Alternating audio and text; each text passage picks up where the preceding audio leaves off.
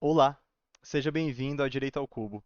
Se você é estudante, concurseiro ou simplesmente uma pessoa muito interessada em aprender direito, você está no lugar certo. Me chamo Vitor Hugo Zanocchi, sou advogado, procurador municipal e professor do canal. Este canal tem como objetivo descomplicar o direito, tornando-o acessível a todos. Vamos explorar juntos os conceitos fundamentais e discutir casos práticos e fornecer dicas valiosas para o seu crescimento acadêmico e profissional. Prepare-se para uma jornada de aprendizado, onde vamos quebrar barreiras, desmistificar termos jurídicos e, acima de tudo, constituir uma comunidade apaixonada pelo direito. Seja você um estudante dedicado, ou um concurseiro em busca da aprovação, ou simplesmente uma pessoa focada em aprender melhor a lei, esse espaço é para todos nós. Em relação a deixar like e curtir esse canal, eu vou pedir que você segure a sua mãozinha e se o conteúdo do vídeo lhe agregar ou te trazer algo novo, que é algo que você não sabia, a gente volta a falar nisso no final do vídeo. Beleza? Vamos aprender, pessoal. É um prazer tê-los aqui. Vamos nessa, solta a vinheta.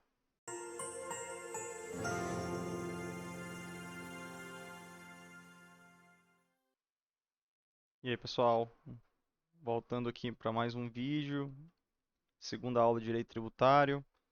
Hoje vamos falar sobre definição de tributo. Aqui começa a ficar maravilhosa a matéria. Então, vamos lá. Pessoal, antes de tudo, melhor do que nada, ou melhor do que tudo, vamos falar sobre o artigo 3º do CTN. Ah, vocês, se tiverem acesso a alguma doutrina de direito tributário, vocês vão ver que cada doutrinador tem a sua definição de tributo, tá certo? Umas com críticas a alguns pontos, outros com outras críticas. Assim, tem uma infinidade de definições, tá certo? Mas a grande maioria delas não foge do que diz o artigo 3º do CTN. Tá? Então, para fins de prova, eu recomendo fortemente, se você tiver que decorar uma definição de tributo, você decore a do artigo 3º do CTN, tá certo? Então, superado esse ponto, nós temos que lembrar, né, como eu já disse, que a definição de tributo, ela, apesar das divergências, ela é uma definição com dicção legal, né, com previsão legal. Então, vamos entender o que a lei diz, né? Então, abre aspas, artigo 3º do Código Tributário Nacional. Tributo é toda prestação pecuniária compulsória em moeda ou cujo valor nela se possa exprimir, que não constitua sanção de ato ilícito, instituída em lei e cobrada mediante atividade administrativa plenamente vinculada. Vocês viram que eu pintei aqui cada trechinho dela com cores diferentes? Porque nós vamos esmiuçar ponto a ponto essa definição de tributo para que vocês, no final das contas, consigam entender de maneira completa o que diz isso aqui. Uma redação antiga, uma redação um pouco mais truncada, mas que fala muito, diz muito, e é importante que todos nós que é, pretendemos entender um pouco melhor o direito tributário, tenhamos ela na ponta da língua, tá certo? Então, vamos começar, né? A esmiuçar essa grande definição. Então, primeiro ponto: prestação pecuniária em moeda ou cujo valor nela se possa exprimir, né? Ah, olha, a primeira coisa que todo mundo fala é que é uma expressão redundante. Por que redundante? Ora, prestação pecuniária, pecúnia, já dá a ideia de dinheiro, de moeda, certo? Então, prestação pecuniária, ou seja, em moeda, é uma redundância, certo? Primeira coisa que vocês têm que entender é que esse pecuniário em moeda, o pecuniária já daria a ideia de ser em moeda, tá? Ou em dinheiro, que seja, tá certo? Então, é uma expressão redundante. Ah, e a primeira coisa que vem à cabeça é cujo valor nela se possa exprimir. Pode ser considerado, é válido considerar tributos in natura ou in labore. Então, o que seria tributos in natura ou in labore, né? Era nada mais, nada menos do que a possibilidade de você pagar, né? Você poderia pagar tributos com serviços ou com produtos. Então, imagine o seguinte cenário: ah, uma empresa que comercialize bananas poderia pagar imposto de renda com bananas, já que as bananas podem ser consumidas por escolas, né? E compõem geralmente a merenda dos alunos. Ou outro exemplo, pode o pintor, enquanto profissão, né, pagar os débitos de IPTU pintando os prédios do município onde ele reside, né? Então, essas situações são esdrúxulas, né? Então, a priori, não se admite, certo? É, essa prestação, esses tributos, né? In natura ou in labore, né? Mas, professor, e no caso do 156.10 do CTN, que diz assim, ó, abre aspas, né? Extinguem o crédito tributário, a dação em pagamento em bens imóveis na forma e condições estabelecidas em lei. Aqui não está dando um produto, não. Natura é bens consumíveis, né? E labore é trabalho, certo? Então, de fato, teve uma emenda, teve um projeto de lei que incluiu no CTN a possibilidade de se quitar, né? De se extinguir o crédito tributário em dação em pagamentos de bens imóveis, né? Na forma e nas condições estabelecidas em lei, né? Outra, evidentemente, né? Um imóvel, você consegue saber que o imóvel vale tantas moedas, né? Quantas moedas ou dinheiro vale o imóvel? Você consegue colocar isso, né? Definir bem quanto vale um imóvel, é por isso que é, foi incluído no CTN como hipótese de extinção do crédito tributário. Outra expressão, outra situação que conseguimos extrair da definição cujo valor nela se possa exprimir é em relação ao valor da UFESP, por exemplo, né? São esses indexadores, né? Então, aqui no estado de São Paulo, por exemplo, se utiliza muito essa UFESP para algumas finalidades. Quem já trabalha na área, né, ou quem ainda vai trabalhar, que são vocês que estão me assistindo, ah, as guias, toda vez que um oficial de justiça ele vai cumprir um mandato, nós temos que recolher as custas dessa atividade, certo? E as custas dessa atividade, ou seja, do oficial fazer aquele deslocamento, né, para cumprir o seu dever, custa 3 UFESPs, né? Então, eu coloquei aqui, ó, o valor atual da UFESP 2024 é 35,36, né? Se é 35,36 e o serviço do oficial custa 3 UFESPs, então a gente multiplica por 3 e nós teremos o valor atual de cada diligência do oficial de justiça. Então, perceba que muitas legislações municipais, principalmente, vão na parte do CTN, na parte dos seus anexos, vão prever expressamente o valor de cada coisa, de cada taxa, de cada imposto, muitas vezes em UFESP ou algum indexador que faça essa multiplicação e você consiga chegar no valor final. Então, é, é isso. Outra coisa muito importante aqui, e até coloquei no slide, é o artigo 141, né, que ele fala assim: o crédito tributário regularmente constituído somente se modifica ou extingue ou tem sua exigibilidade suspensa ou excluída nos casos previstos nesta lei, fora dos quais não podem ser dispensadas, sob pena de responsabilidade funcional na forma da lei, a sua efetivação ou as respectivas garantias. Ou seja, voltando à parte do tributo in natura ou in labore, nós temos a conclusão de que, como não está previsto também no CTN, não se poderia admitir é, essa situação.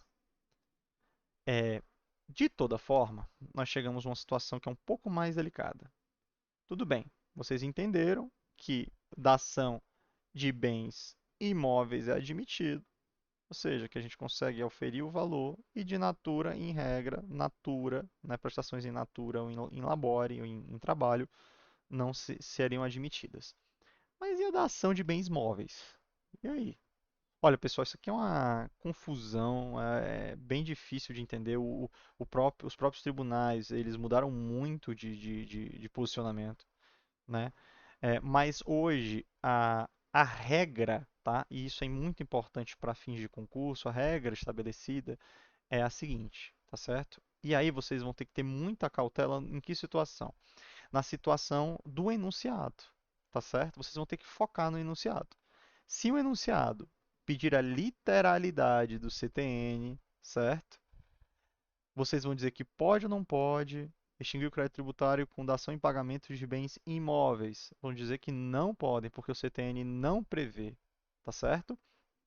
Agora, é, no com base, certo? Se a pergunta estiver pedindo com base os precedentes do Supremo Tribunal Federal, principalmente no precedente da ADI 2405 do Rio Grande do Sul, a resposta é afirmativa e vamos entender por quê, tá certo?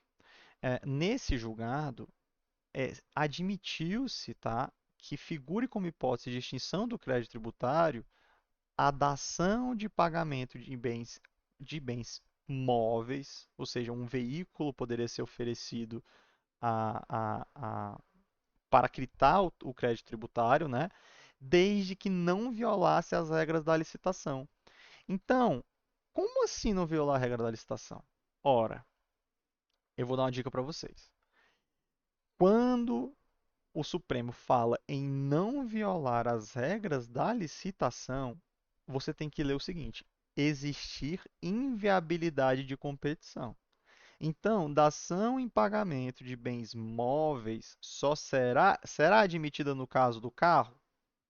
Depende. Se houver impossibilidade de inviabilidade de competição, não vai violar a legislação, as regras de licitação e, consequentemente, aquela normativa própria, talvez de um município ou de um estado, né, permitam que seja extinguido o crédito tributário com base em itens oferecidos em dação de bens móveis, tá certo? Então, vamos dar um exemplo que vai ficar muito claro para vocês, tá certo? Para não esquecerem.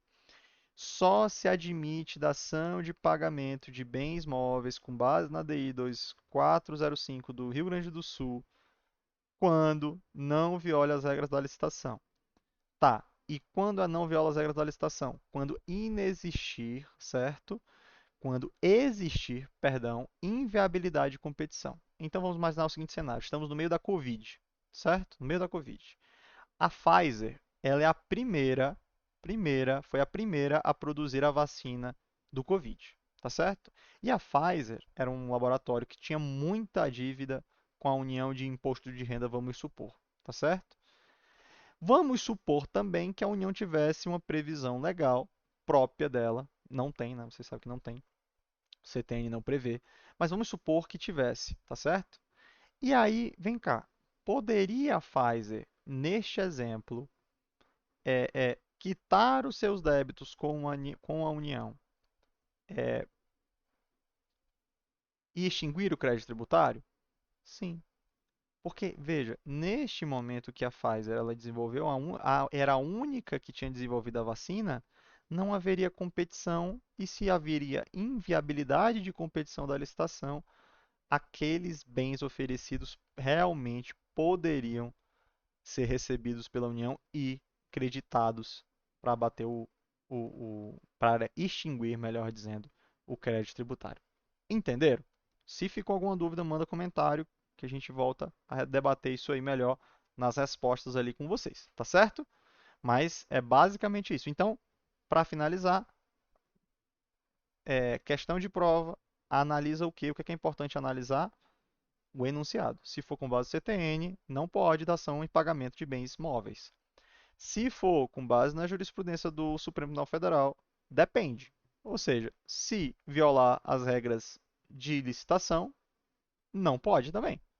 Se não violar, leia-se inexistir, existir inviabilidade de competição, como nesse caso hipotético que eu citei da Pfizer, é, admitiria, pelo menos em tese, o aceite dessas vacinas para bater, para descontar da dívida com a União. Tá bom? Perfeito? Então, vamos continuar aqui. Prestação compulsória é outro dos pontos da definição, né? Ok, é o seguinte: quer pagar o tributo, o imposto? Ótimo. Não quer? Você não tem querer. É isso que quer dizer esse item. É uma prestação obrigatória. Você não tem opção. E isso nos remete ao quê? Nos remete ao princípio da legalidade, né? Então, o artigo 5º da Constituição, todos são iguais perante a lei, sem distinção de qualquer natureza, garantindo-se aos brasileiros e aos estrangeiros residentes no país a inviolabilidade do direito à vida, a liberdade, a igualdade, a segurança e a propriedade, nos termos seguintes. Inciso 2. Ninguém será obrigado a fazer ou deixar de fazer alguma coisa senão em virtude de lei.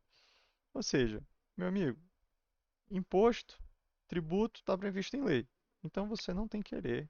O Estado ele vai te cobrar. Pode ser injusto, pode, pode não ter, sabe, como nós falamos no primeiro vídeo, pode não ter retorno na medida que se espera, né? Mas não tem querer. Infelizmente, é para tudo e para todos. Se você não se enquadra no imposto de isenção ou de imunidade, não tem o que fazer. Prestação compulsória. Essa é a definição. Esse é o pontinho mais fácil que tem da definição, é essa, né? Todo mundo sabe disso. Passando ao ponto seguinte, é prestação que não constitui sanção por ato ilícito. Não constitui sanção por ato ilícito. Então aqui chegamos num ponto onde as pessoas confundem muito, muito, muito, muito. Em regra, uma pessoa mais leiga, né, uma pessoa que não começou a se familiarizar com o direito tributário, eles tendem a achar que tributo e multa são a mesma coisa, certo? Mas não são. E o que distingue os dois é justamente essa definição que é específica do tributo, né? Prestação que não constitui sanção por ato ilícito. E é tudo que a multa é. É uma sanção pelo ilícito, né? Então, eu coloquei uma tabelinha aqui para vocês acompanharem a ideia. Tributo versus multa. Tributo não possui finalidade punitiva, né? E visa arrecadação. E a multa é sanção, é punição. Então, quando você está com seu carro lá, avança o sinal vermelho e recebe uma multa do fotossensor, daquele radar, né? Você está sendo punido, é uma sanção, né? O objetivo do Estado, né? Apesar de muitas pessoas também dizerem o contrário, né? Quando eles colocam aqueles fotossensores, né? Radares limitando a velocidade da via a 30 km por hora, né? Alguém vai poder dizer, não, a finalidade é arrecadação, porque quem é que anda com um carro a 30 km por hora? Bom, isso pode até ser verdade, mas, né, na ideia geral, na construção do Instituto Multa, né, ele não visa arrecadar como é, prioridade. Ele visa coibir que aquele ilícito, ou seja, você atravessar a rua com o seu carro, né, atravessar a rua no sinal vermelho, volte a se repetir, né? Então, quantas vezes você já recebeu multa por estacionar no lugar proibido, por avançar sinal vermelho, por excesso de velocidade? E quantas vezes você recebeu a multa depois de fazer isso? Eu acho que sempre tem aquele medo de tomar de novo, né? Então, o objetivo é justamente esse. Então, tributo não é punição, não possui finalidade positiva, tá certo? Mas lá na frente, em outras aulas, nós vamos ver que essa multa, quando não quitada, ela é convertida em obrigação principal e vai poder ser cobrada também da mesma forma como os tributos são cobrados. Mas isso é matéria para outro vídeo, tá bom? Vamos continuando, pessoal. Prestação que não constitui sanção por ato ilícito, né? Então, é, eu. Isso aqui, perfeito. Admite-se cobrança de tributo de ato ilícito, certo? E aqui vamos trazer um momento histórico, né? Um momento histórico que é uma passagem muito interessante. Havia um imperador romano chamado Vespasiano, né? E o seu filho Tito, né? ele uma vez ficou injuriado, né? Porque o seu pai cobrava taxa, certo? Era uma taxa que era cobrada dos romanos para utilizar aqueles banheiros públicos, né? Banheiros públicos, né? E o filho dele, o Tito, falou: pai, como é que você faz isso? Como é que você cobra dinheiro? Um dinheiro tão sujo que as pessoas usam para usar o banheiro, como é que você cobra? E Vespasiano, que foi um imperador romano muito bem sucedido, ele pega uma moeda e fala assim pro filho, estende até ele, põe aqui no negócio e fala assim, olet. Aí o filho responde, non olet. Olet é cheira, né? E ele responde como não cheira. Então, essa passagem, né? é, se percebemos uma coisa, o dinheiro não cheira, né? Então, o tributo, a gente pode cobrar de uma atividade ilícita, por exemplo, uma atividade criminosa, é possível cobrar tributos de uma atividade criminosa. Então, o traficante, um traficante de drogas, né? Ele provavelmente não declara as suas atividades. Mas vamos supor que uma operação da polícia, né, constate, apreenda muitos materiais advindos do crime, na verdade. E aí, ah, vamos supor que se constate que ele auferiu renda durante um exercício e a União decida cobrar dele esse valor. Ele teria que pagar imposto de renda? Com base nesse princípio, que é dessa o dinheiro não cheira, ou pecunia non knowledge, sim, é possível cobrar tributos de atividades ilícitas. Olha só, e não precisa ir muito longe. Você fala, mas nossa, cobrar de uma atividade ilícita, independente da dificuldade, você, é claro que é difícil para o fisco cobrar dessas atividades ilícitas, que muitas vezes são faceadas e tudo mais, mas sem entrar nesse mérito, perceba, o trabalhador de bem, o trabalhador que está seguindo a norma, seguindo tudo bonitinho, ele não tem nem opção, ele vai pagar o imposto de renda dele. E o cara que está atuando à margem da legalidade, ele não vai pagar. Então perceba que esse princípio do pecunia non olet, ou dinheiro não cheira, né? É que pouco importa a atividade, ou seja, no caso lá do Tito e do Vespasiano, era cobrar pelo uso do banheiro, né? Então, o dinheiro não cheira, a gente não tem que criar essas distinções. E se a gente cria essas distinções, no caso do traficante, nós estamos ferindo o princípio da isonomia, né? Onde quem corre dentro da legalidade é cobrado e quem não corre não é cobrado, né? Seria um estímulo, né? Para quem comete ilícitos, não é verdade? Então, mais uma peculiaridade dessa prestação que não constitui sanção por ato ilícito, né? Beleza, muito bem. Continuamos.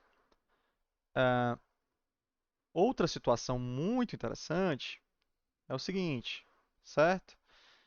Ah, falando aqui de atos ilícitos e tudo mais, eu entendi por bem colocar essa passagem também, tá? Essa situação.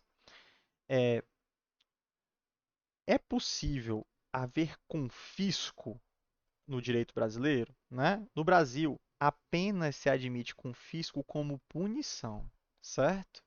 Então, o que que é confisco? É você cometeu um crime, certo? Você comprou uma Ferrari com o dinheiro desse crime, certo?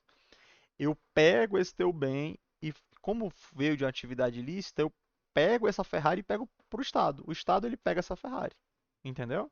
Então, isso está previsto aonde? No artigo 5º, não vou ler de novo, porque eu já li a primeira parte, mas nesse inciso aqui que fala o seguinte, ó, é o inciso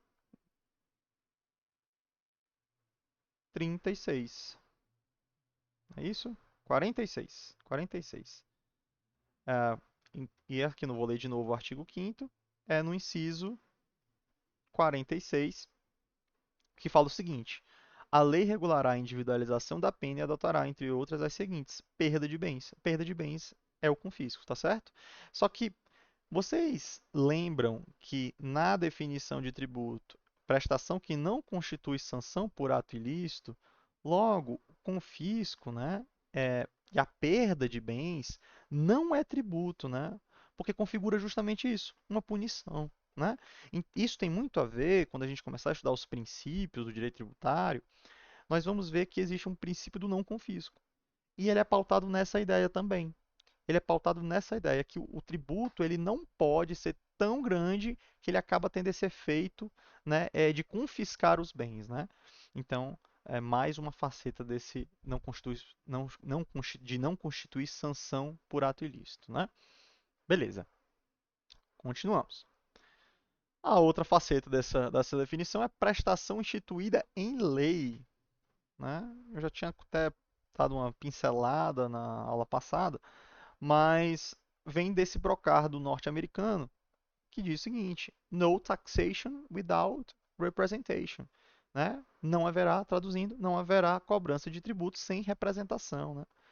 Ah, decorre do princípio democrático, onde o povo paga os tributos que aceita pagar. Então, é, pode parecer um tanto quanto estranho, né? Porque o povo, se você fizer uma votação, quem aqui quer pagar tributo aqui no, né? Ninguém vai querer. Ninguém. Se faz um referendo, uma consulta popular, perguntando, brasileiro, você quer pagar imposto? Todo mundo, todo brasileiro, independente, vai dizer que não quer pagar imposto. Ou, ao menos, que quer reduzir, né? E, de fato, é algo compreensível diante de um, de um país onde se tem a maior carga tributária do planeta, né? É compreensível. Mas, de fato, o que justifica a instituição de impostos, de tributos, impostos e taxas, é justamente essa ideia, né? De que o povo elege seus representantes e esses representantes aprovam as leis que prevêem os tributos e aí sim que volta, né? Então, é essa ideia democrática onde se presume isso, né? E de fato, se vocês que estão nos assistindo, né? Você que está nos assistindo, votar em candidatos que propagam essas ideias, se houver a maioria, né? Se for vontade da maioria, muitos impostos vão deixar de existir, né? Então, assim, é uma regra completamente sem exceção. Não existe, tá? Não existe tributo de maneira ampla que não tenha, esteja previsto na lei, que não seja instituído por lei, tá certo? Essa regra não tem exceção, ok? Se houver em qualquer lugar um tributo que não tenha respaldo legal, vocês têm toda a razão para impugná-lo, para entrar com as medidas judiciais cabíveis, certo? Para o não pagamento do que quer que esteja sendo cobrado, tá bom? Então vamos seguir. Prestação cobrada mediante atividade administrativa plenamente vinculada. Essa aqui é o último trechinho da nossa definição, né? Então nós já lemos tudo. Vamos ver aqui de novo, ó. Tributo é toda prestação pecuniária compulsória em moeda cujo valor nela se possa exprimir, que não constitua sanção de ato ilícito, já vimos, instituída em lei, regra sem exceção, e cobrada mediante atividade administrativa plenamente vinculada, beleza. E estamos nesse último agora. O que acontece? Esse trecho final diz o seguinte, olha, a atividade prestação é cobrada, né? Cobrada mediante atividade administrativa plenamente vinculada. Traduzindo, não tem opção, não tem opção, tem que cobrar. O tributo, ele pode ser o mais injusto, o mais feio, o mais caro, o mais não tem opção, pessoal. Tem que cobrar. O gestor, ele não tem não se faz uma análise de conveniência e oportunidade, não há análise de mérito administrativo. O gestor não pode deixar de cobrar o tributo. E isso mesmo em situações onde se gera sensibilização. Então, por exemplo, chega uma idosinha, vou contar um caso que é real, tá? Foi chegar uma idosinha, a gente estava executando ela, uma idosinha super humilde, certo? Ah, a gente executou ela, era uma dívida baixíssima, acho que mil e pouquinhos reais. Bloqueamos a aposentadoria dela lá, porque acabou bloqueando, né? Ela foi desesperada lá na prefeitura. Meu filho, pelo amor de Deus, não posso pagar. Não posso pagar, não posso pagar, não posso pagar. Como era penhora de valores impenhoráveis, ela conseguiu o desbloqueio do negócio, mas acabou fazendo um parcelamento da dívida. Acho que era cinco, ela pagava, acho que nem R$ 50 por mês, né? Pagando ali. Então, você vê que uma pessoa em situação vulnerável, uma pessoa em situação difícil, sabe, querendo pagar, né? Mesmo nessas situações, com o marido parecia que, salve o melhor juízo, o marido estava com câncer, a gente se sensibiliza, a gente fica sabe, chateado com essas situações, né? Mas enquanto procurador municipal, não posso abrir mão. Nem eu, nem os auditores fiscais, nem prefeitos, nem secretários, não há exceção. Por mais que a situação seja, se você se sensibiliza, e muitas vezes acontece, não há margem para isso, tá? E não preciso nem dizer, né? Se não há margem nessa situação de sensibilização, quanto mais em margem de legalidade, né? Ah, não vou cobrar porque é meu amigo, ou porque é político aliado à política ao governo. Isso não existe, pessoal. Não existe, a não ser que esteja, evidentemente, seja uma hipótese de isenção, uma hipótese de imunidade, uma hipótese prevista em lei, né, com todos os seus requisitos atendidos. Caso não seja, é uma atividade plenamente vinculada, não há opção de ninguém, tá certo? E para finalizar, trouxemos aqui uma questão da OAB sobre esse assunto. Vamos resolvê-lo aqui ao vivo.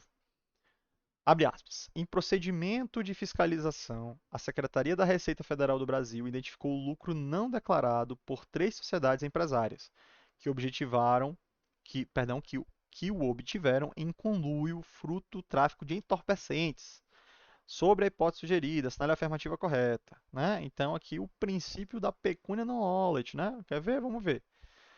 Alternativas. O imposto sobre a renda é devido face ao princípio da interpretação objetiva do fato gerador, também conhecido como princípio do pecúnia non olet. Ah, meus amigos, preciso mais nem ler. Vou ler as outras só por desencargo. Caberá tributação e sim confisco. Não, confisco não pode, né, pessoal? Confisco não pode, né? Poderia ser o caso, né? Mas nesse caso aqui, se fosse confisco estivesse falando especificamente da parte da parte penal, criminal, né? Poderia haver um confisco, mas não é o caso se você ler aqui direitinho, né? Do lucro. O lucro ele está falando de imposto de renda, na verdade? Então não seria o caso, tá? C. Não caberá tributo, uma vez que o tributo não é sanção de ato ilícito. Também não é o caso. Isso aqui não é punição, já falamos sobre isso. Caberá aplicação de multa fiscal pela não declaração de lucro, ficando afastada da incidência de tributo, sem prejuízo da pecúnia. Não, não, não, não. Realmente, pessoal, a única resposta cabível aqui é a pecúnia não olet. Vocês nunca vão esquecer da história de Vespasiano e de Tito, né? Beleza! Pois, pessoal, chegamos ao fim de mais um vídeo, né? Mais um vídeo, deixa eu trazer a primeira câmera aqui. Chegamos ao fim de mais um vídeo, espero que você tenha gostado. Por favor, em caso de críticas, sugestões ou elogios, não hesite em comentar aqui embaixo. O intuito de fazer essas aulas é para vocês. E se vocês tiverem críticas, sugestões e elogios, por favor, não deixem de enviá-los para que a gente possa melhorar e desenvolver um trabalho que atinja a sua finalidade, que é ensinar vocês, tá certo? De resto, vou pedir aqui encarecidamente que vocês me sigam nas redes sociais, anok.adv, minha conta profissional, e também Direito ao Cubo 3, para que o projeto cresça e a gente consiga trazer mais aulas com mais frequência para todo mundo que está nos assistindo, tá bom? Então, encerro aqui por aqui mais esse vídeo. Um forte abraço e até a próxima. Tchau!